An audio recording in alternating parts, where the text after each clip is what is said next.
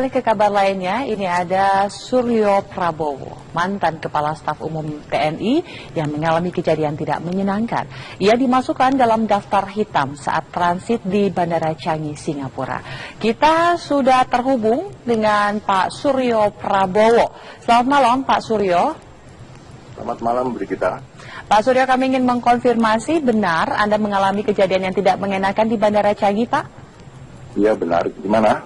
Bagaimana Pak, Anda mungkin bisa diceritakan seperti apa kemudian perlakuan mereka ketika Anda berada di Bandara Changi, Pak? Ketika saya mau keluar imigrasi untuk mengambil bagasi, karena saya harus pindah pesawat, saya diarahkan untuk ke tempat lounge, karena dimasalahkan akan di interview dengan orang-orang yang ada di situ kemudian. Dan saya ditanya pekerjaan, nomor handphone, email, dan sebagainya. Saya waktu itu tanya, kenapa Anda harus tanya seperti itu? Saya bilang gitu. Dia jawab, ya rutin aja karena katanya Bapak masuk daftar blacklist di catatan kami. Blacklist karena apa? Saya bilang gitu. Karena tidak tahu lah, saya bilang, Bapak kerjanya apa?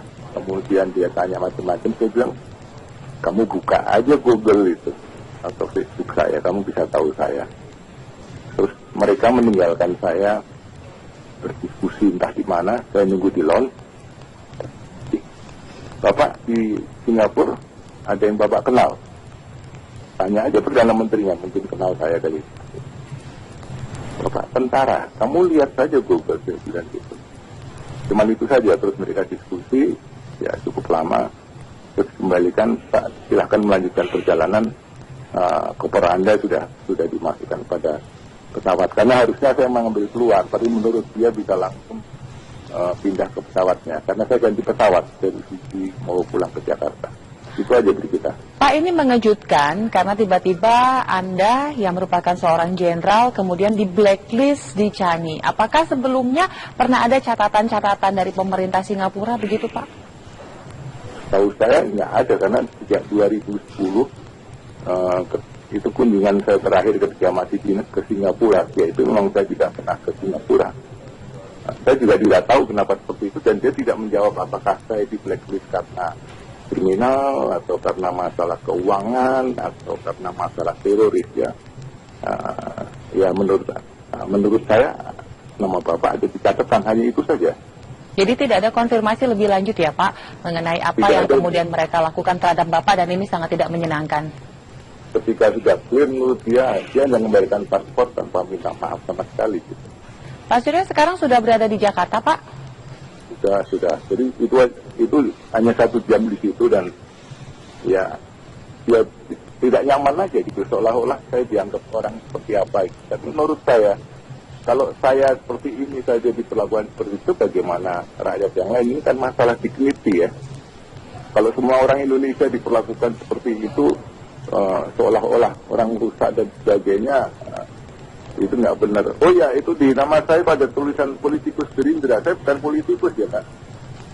Baik. Bukan politikus ya. Baik, akan kami revisi. Baik, akan kami revisi, Pak. Tetapi yang kemudian menjadi pertanyaan selanjutnya, Pak, dengan perlakuan tidak menyenangkan yang Bapak alami selama Bapak berada di Bandara Changi, apa yang kemudian akan Bapak lakukan? Apakah akan melayangkan surat kepada pemerintah Singapura ataukah ada tindakan lain yang akan Bapak lakukan, Pak? Ini ya, Mbak ya, perlakuan ke saya ini bukan masalah pribadi. Gimana juga kan perlakuan bangsa Indonesia. Saya sudah dilapori oleh beberapa orang. Saya sudah melaporkan kepada Adhan di sana. Ya, tentunya saya komplain, saya hanya untuk ini. Saya dengar perlakuan seperti ini tidak hanya saya alami sendiri gitu. Beberapa teman saya yang orang sipil nggak tahu kenapa. Jadi seolah-olah kita dianggap musuh sama mereka itu. Jadi ada perasaan kemudian dianggap sebagai musuh karena perlakuan dan tidak adanya penjelasan begitu ya Pak? Sama sekali tidak ada. Memang perlakuan dia tutupan. Pertanyaannya cuma nggak penting-penting amat. Dia nanya nomor handphone sama alamat email saja. Setelah dia mengetahui itu terus, ya tidak ada pertanyaan yang lain kecuali itu bingungi sendiri gitu. Baik. Pak Suryo meminta permintaan maaf dari mereka, khususnya dari pemerintah, karena perlakuan yang tidak menyenangkan bukan hanya kepada Pak Suryo, tetapi kepada seluruh warga atau beberapa warga yang kebetulan berada di Bandara Changi. Upaya lanjutan, apakah sudah dilayangkan surat kepada pemerintah Singapura, Pak? Atau kapan Bapak akan melakukan hal itu, Pak? Saya sudah minta laporan ke kedutaan Singapura via atas pertahanan maupun atas militer. Mereka menindaklanjuti. Kalau saya sih tidak akan melayangkan surat apapun. Kenapa saya harus capek gitu ya? Baik. Melayangkan ya saya komplain seperti ini saja. Gitu. Baik. Apa Pak kemudian harapan selain permintaan maaf tentunya dari seorang jenderal dan harapannya terhadap warga yang kemudian diperlakukan dengan tidak adil di Bandara Changi, Pak? Harapan saya pemerintah kita itu bisa mempertahankan atau menjaga dignitinya atau martabatnya bangsanya.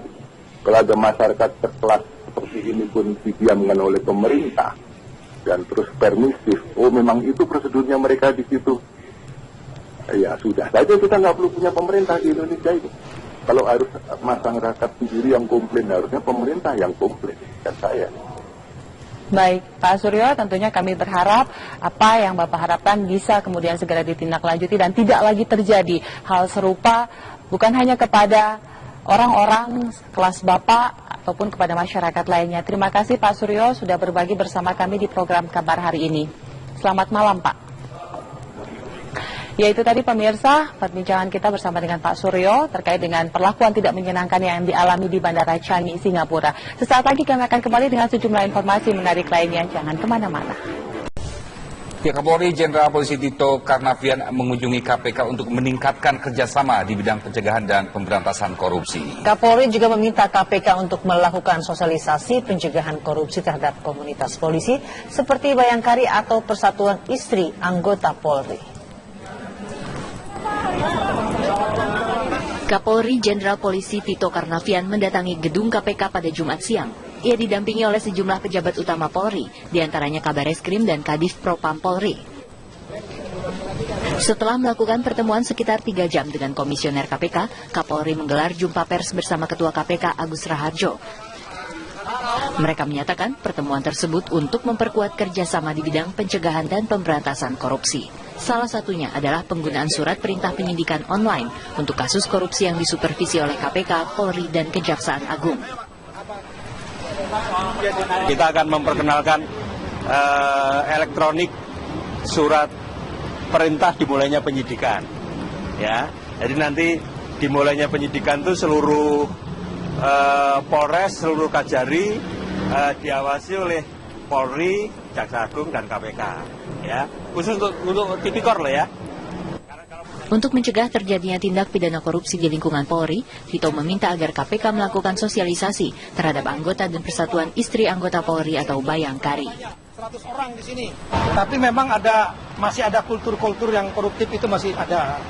Nah untuk itu Polri dan KPK kami sepakat untuk pada garis depan untuk makin mensinergikan koordinasi kerjasama dalam rangka untuk memberantas dan mencegah korupsi. Memerlukan bantuan kepolisian. Kapolri menyatakan komitmennya untuk bekerja sama dengan KPK dalam pencegahan dan pemberantasan korupsi. Dari Jakarta, Ardi Suratman, Samsudin Juniadi Saifuddin, TV One mengabarkan. Melalui kabar lainnya, Komite Nasional Keselamatan Transportasi atau KNKT melakukan investigasi di lokasi jatuhnya pesawat latih jenis Fighter Warrior Cessna 172 milik Perkasa Flight School. Ya, pesawat yang berpenumpang 3 orang tersebut jatuh pada Kamis lalu.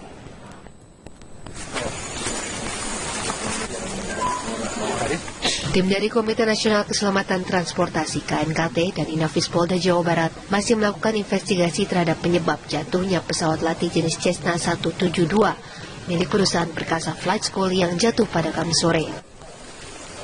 Tim beranggotakan 3 orang mencari data ataupun barang dari badan pesawat yang bisa dijadikan bukti penyebab kecelakaan. Sementara itu 3 awak pesawat dikabarkan telah pulang setelah menjalani perawatan atas luka di bagian kaki dan pelipis mereka. Kita bekerja sama untuk mengamankan lokasi, termasuk juga dari Basarnas, dan sementara ini kita lihat untuk investigasi dari KNKT masih dalam berlangsung. Evakuasi bangkai pesawat akan dilakukan setelah tim dari KNKT selesai melakukan investigasi. Polisi pun memasang garis polisi di sekitar lokasi kecelakaan untuk mencegah warga mendekat. Keberadaan pesawat yang jatuh ini memang menarik perhatian warga kampung Kiara Konek. Namun sesungguhnya mereka harus waspada lantaran bahan bakar pesawat yang tumpah rentan terbakar. Dari Tasikmalaya, Jawa Barat, Ipung S. Munawar, TV One mengabarkan. Ya, keluarga Sandra yang berhasil kabur dari tangan kelompok Abu Sayyaf akan melakukan pertemuan dengan perusahaan pemilik kapal. Pertemuan tersebut akan dilakukan secara tertutup di sebuah hotel Makassar di Sulawesi Selatan. Selain dihadiri perusahaan pemilik Tugboat Charles, pertemuan rencananya akan dihadiri oleh perwakilan dari Kemenlu. Namun mereka mengatakan belum mengetahui pasti isi dari pertemuan tersebut. Diperkirakan pertemuan itu untuk membahas rencana kepulangan Sandra yang berhasil melarikan diri dari tangan kelompok Abu Sayyaf. Kita paling tidak komunikasi dulu.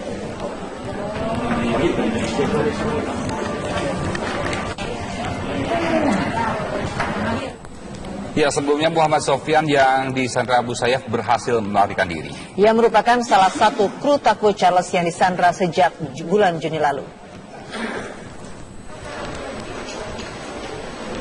Muhammad Sofyan nampak lemah setelah berhasil melarikan diri dari cengkraman kelompok Abu Sayyaf. Sofyan kemudian dibawa ke kantor polisi di Pulau Jolo setelah diselamatkan nelayan di sana. Dari kantor polisi, Sofyan dibawa ke rumah sakit. Ia pun mengucapkan banyak terima kasih. Pada semua yang menolong saya berterima kasih kepada semua orang yang menolong saya. Menurut polisi Filipina, satu lagi warga negara Indonesia yang berhasil kabur dari Abu Sayyaf kini masih dicari. Kepala Polisi Provinsi Sulu, Mario Buyukan, mengatakan satu WNI tersebut diduga tersesat, sementara Sofyan beruntung karena ditemukan penduduk. Menurut juru bicara militer Filipina, Mayor Filamontan, penduduk Jolo melihat Sofyan terapung setelah kabur dalam kegelapan. Setelah mendapatkan pemeriksaan medis, Sofyan diserahkan kepada pemerintah Indonesia. Masih ada 8 warga negara Indonesia yang disandra bersama dengan seorang warga Norwegia, seorang warga Belanda, 5 warga Malaysia, dan 8 warga Filipina. Pindah ke pesawatnya, karena saya ganti pesawat dari sisi mau pulang ke Jakarta. Itu aja dari kita. Pak, ini mengejutkan karena tiba-tiba Anda yang merupakan seorang jenderal kemudian di blacklist di Changi. Apakah sebelumnya pernah ada catatan-catatan dari pemerintah Singapura begitu, Pak? Tahu saya nggak ada, karena sejak 2010 itu kunjungan saya terakhir ketika masih ke Singapura. Yaitu memang saya tidak pernah ke Singapura. Saya juga tidak tahu kenapa seperti itu, dan dia tidak menjawab apakah saya di blacklist karena kriminal atau karena masalah keuangan atau karena masalah teroris ya. Ya menurut saya nama Bapak ada di catatan, hanya itu saja. Jadi tidak ada konfirmasi lebih lanjut ya Pak mengenai apa tidak yang ada. Kemudian mereka lakukan terhadap Bapak, dan ini sangat tidak menyenangkan. Ketika sudah clear menurut dia hanya mengembalikan paspor tanpa minta maaf sama sekali gitu. Pak Surya sekarang sudah berada di Jakarta, Pak? Sudah. Jadi itu hanya 1 jam di situ, dan ya tidak nyaman aja gitu, seolah-olah saya dianggap orang seperti apa. Dan menurut saya, kalau saya seperti ini saja diperlakukan seperti itu, bagaimana rakyat yang lain? Ini kan masalah dignity ya. Kalau semua orang Indonesia diperlakukan seperti itu, seolah-olah orang rusak dan sebagainya, itu nggak benar. Oh ya, itu di nama saya pada tulisan politikus Gerindra. Saya bukan politikus ya, Pak. Baik. Bukan politikus ya. Baik, akan kami revisi. Baik, akan kami revisi, Pak. Tetapi yang kemudian menjadi pertanyaan selanjutnya, Pak, dengan perlakuan tidak menyenangkan yang Bapak alami selama Bapak berada di Bandara Changi, apa yang kemudian akan Bapak lakukan? Apakah akan melayangkan surat kepada pemerintah Singapura, ataukah ada tindakan lain yang akan Bapak lakukan, Pak? Ini ya Mbak ya, perlakuan ke saya ini bukan masalah pribadi gitu. Gimana juga kan perlakuan bangsa Indonesia. Saya sudah dilapori oleh beberapa orang. Saya sudah melaporkan kepada Adhan di sana. Ya tentunya saya komplain, saya hanya untuk minum. Saya dengar perlakuan seperti ini tidak hanya saya alami sendiri gitu, beberapa teman saya yang orang sipil nggak tahu kenapa, jadi seolah-olah kita dianggap musuh sama mereka itu. Jadi ada perasaan kemudian dianggap sebagai musuh karena perlakuan dan tidak adanya penjelasan begitu ya Pak? Sama sekali tidak ada, memang perlakuan dia tutupan. Pertanyaannya cuma nggak penting-penting amat, dia nanya nomor handphone sama alamat email saja. Setelah dia mengetahui itu terus, ya tidak ada pertanyaan yang lain kecuali terus bingungi sendiri gitu. Baik, Pak Suryo meminta permintaan maaf dari mereka, khususnya dari pemerintah, karena perlakuan yang tidak menyenangkan bukan hanya kepada Pak Suryo, tetapi kepada seluruh warga atau beberapa warga yang kebetulan berada di Bandara Changi. Upaya lanjutan, apakah sudah dilayangkan surat kepada pemerintah Singapura, Pak? Atau kapan Bapak akan melakukan hal itu, Pak? Saya sudah minta laporan ke kedutaan Singapura via atas pertahanan maupun atas militer. Mereka tidak lanjuti, kalau saya sih tidak akan melayangkan surat apapun, kenapa saya harus capek gitu ya. Baik. Melayangkan ya saya komplain seperti ini saja. Gitu. Baik, apa Pak kemudian harapan selain permintaan maaf tentunya dari seorang jenderal dan harapannya terhadap warga yang kemudian diperlakukan dengan tidak adil di Bandara Changi, Pak? Harapan saya pemerintah kita itu bisa mempertahankan atau menjaga dignitinya atau martabatnya bangsanya. Kalau ada masyarakat sekelas seperti ini pun didiamkan oleh pemerintah dan terus permisif, oh memang itu prosedurnya mereka di situ. Ya sudah saja, kita nggak perlu punya pemerintah di Indonesia itu. Kalau harus masyarakat sendiri yang komplain, harusnya pemerintah yang komplain, dan saya. Baik, Pak Suryo, tentunya kami berharap apa yang Bapak harapkan bisa kemudian segera ditindaklanjuti dan tidak lagi. Ke kabar lainnya, ini ada Suryo Prabowo, mantan Kepala Staf Umum TNI yang mengalami kejadian tidak menyenangkan. Ia dimasukkan dalam daftar hitam saat transit di Bandara Changi, Singapura. Kita sudah terhubung dengan Pak Suryo Prabowo. Selamat malam, Pak Suryo. Selamat malam, Brigita. Pak Suryo, kami ingin mengkonfirmasi benar Anda mengalami kejadian yang tidak mengenakan di Bandara Changi, Pak?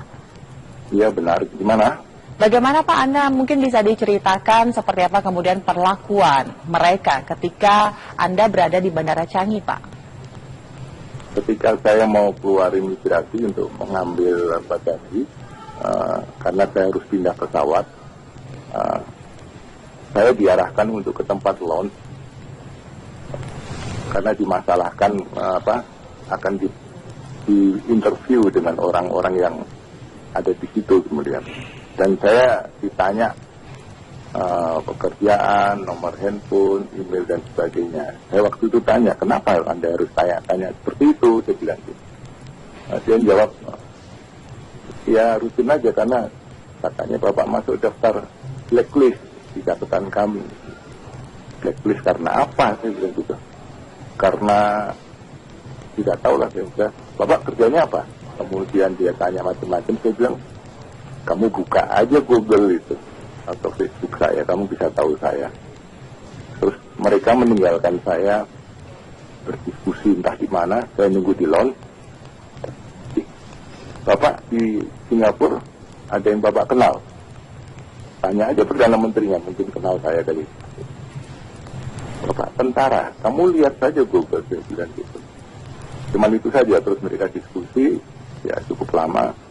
Terus kembalikan, Pak, silahkan melanjutkan perjalanan, koper Anda sudah dimasukkan pada pesawat. Karena harusnya saya mengambil keluar, tapi menurut dia bisa langsung. Terjadi hal serupa bukan hanya kepada orang-orang kelas Bapak ataupun kepada masyarakat lainnya. Terima kasih Pak Suryo sudah berbagi bersama kami di program Kabar hari ini. Selamat malam Pak. Ya itu tadi pemirsa perbincangan kita bersama dengan Pak Suryo terkait dengan perlakuan tidak menyenangkan yang dialami di Bandara Changi, Singapura. Sesaat lagi kami akan kembali dengan sejumlah informasi menarik lainnya. Jangan kemana-mana. Kapolri Jenderal Polisi Tito Karnavian mengunjungi KPK untuk meningkatkan kerjasama di bidang pencegahan dan pemberantasan korupsi. Kapolri juga meminta KPK untuk melakukan sosialisasi pencegahan korupsi terhadap komunitas polisi seperti Bayangkari atau Persatuan Istri Anggota Polri. Kapolri Jenderal Polisi Tito Karnavian mendatangi gedung KPK pada Jumat siang. Ia didampingi oleh sejumlah pejabat utama Polri, diantaranya Kabareskrim dan Kadif Propam Polri. Setelah melakukan pertemuan sekitar 3 jam dengan Komisioner KPK, Kapolri menggelar jumpa pers bersama Ketua KPK Agus Raharjo. Mereka menyatakan pertemuan tersebut untuk memperkuat kerjasama di bidang pencegahan dan pemberantasan korupsi. Salah satunya adalah penggunaan surat perintah penyidikan online untuk kasus korupsi yang disupervisi oleh KPK, Polri, dan Kejaksaan Agung. Kita akan memperkenalkan elektronik surat perintah dimulainya penyidikan. Ya, jadi nanti dimulainya penyidikan itu seluruh Polres, seluruh Kajari diawasi oleh Polri, Jaksa Agung, dan KPK. Ya, khusus untuk tipikor loh ya. Untuk mencegah terjadinya tindak pidana korupsi di lingkungan Polri, Tito meminta agar KPK melakukan sosialisasi terhadap anggota dan persatuan istri anggota Polri atau Bayangkari. 100 orang di sini. Tapi memang masih ada kultur-kultur yang koruptif itu masih ada. Nah, untuk itu Polri dan KPK kami sepakat untuk pada garis depan untuk makin mensinergikan koordinasi kerjasama dalam rangka untuk memberantas dan mencegah korupsi. Memerlukan bantuan kepolisian. Kapolri menyatakan komitmennya untuk bekerja sama dengan KPK dalam pencegahan dan pemberantasan korupsi. Dari Jakarta, Ardi Suratman, Samsudin Juniadi Saifuddin, TV One mengabarkan. Melalui kabar lainnya, Komite Nasional Keselamatan Transportasi atau KNKT melakukan investigasi di lokasi jatuhnya pesawat latih jenis Fighter Warrior Cessna 172 milik Perkasa Flight School. Ya, pesawat yang berpenumpang 3 orang tersebut jatuh pada Kamis lalu.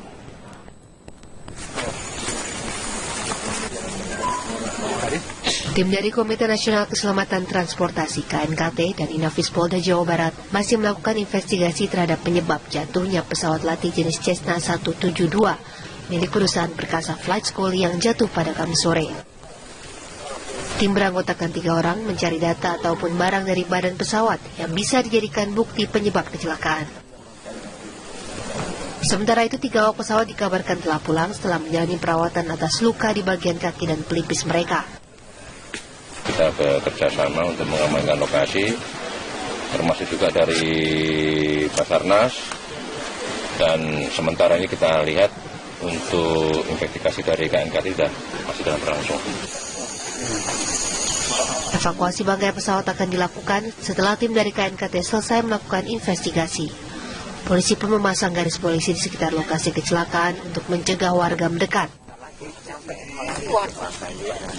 Keberadaan pesawat yang jatuh ini memang menarik perhatian warga kampung Kiara Konek. Namun sesungguhnya mereka harus waspada lantaran bahan bakar pesawat yang tumpah rentan terbakar. Dari Tasikmalaya, Jawa Barat, Ipung S. Munawar, TV One mengabarkan. Ya, keluarga Sandra yang berhasil kabur dari tangan kelompok